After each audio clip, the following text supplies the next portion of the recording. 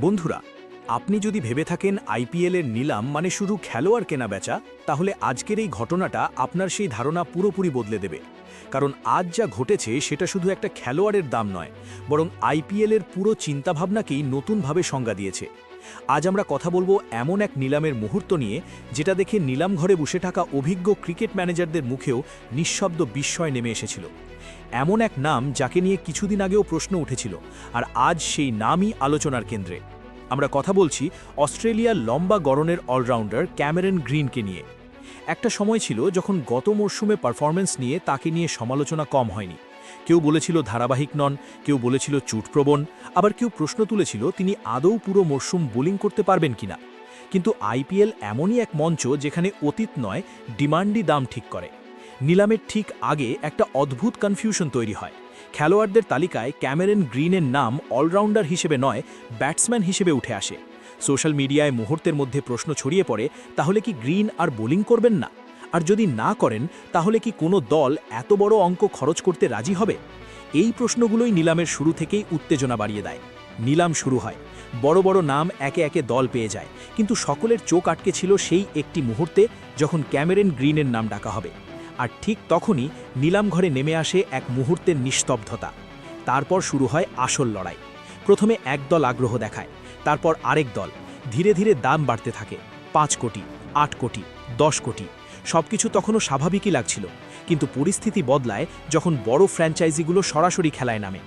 একদিকে অভিজ্ঞ নেতৃত্ব, অন্যদিকে ভবিষ্যতের পরিকল্পনা।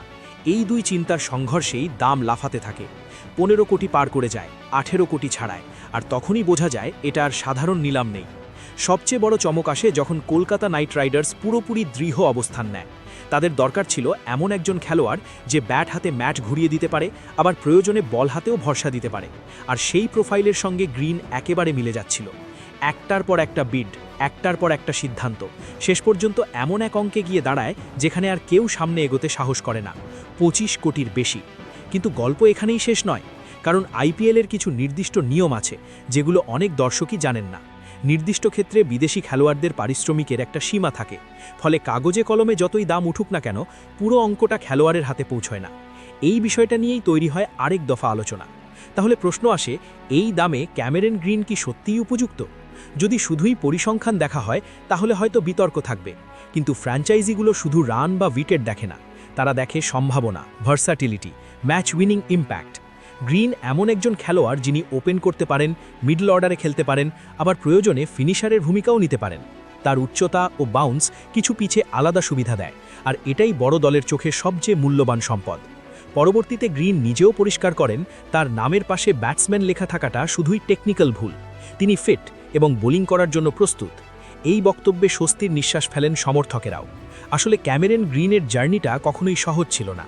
অস্ট্রেলিয়ায় তাকে ভবিষ্যতের বড় অলরাউন্ডার হিসেবে দেখা হলেও চোট আর লোড ম্যানেজমেন্ট বারবার বাধা হয়ে দাঁড়িয়েছে।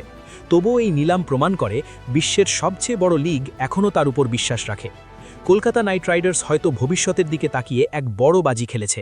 এটা মাস্টার স্ট্রোক হবে না বড় ঝুঁকি, সেই উত্তর দেবে সময়। কিন্তু আপাতত একটাই সত্য, এই নিলাম আবার প্রমাণ করল আইপিএল এখন শুধু ক্রিকেট নয়, এটা স্ট্র্যাটেজি, ডিমান্ড আর সাহসী সিদ্ধান্তের খেলা। আর এই খেলায় ক্যামেরন গ্রিন এখন নতুন নাম।